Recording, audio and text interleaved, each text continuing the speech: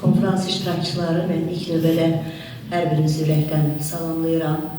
Sizinlə bərabər olmaq və təhsil haqqında danışmaq çox xoşdur. Mən çıxışıma giriş verməzdən öncə bilmək istəyirəm, burada nə qədər ümumi təhsil işçisi var? Əlini qaldırsın.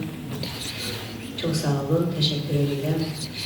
İlk növbədə onu qeyd edeyim ki, Fariz mənim çox gözəl məsələlərə toxundu.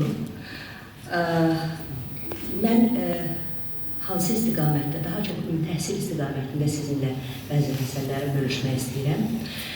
Biz ümumiyyətlə müstəqil Azərbaycanın çox parlaq bir mərhələsini yaşayırıq sizinlə bərabər. Çox qürurluyuq.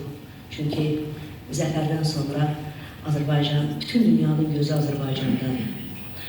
Və əlbəttə ki, yeni reallıqlar, yeni mərhələ bütün sahələrdə olduğu kimi təhsil üçün də yeni tələblər gətirir, yeni hədəflər gətirir.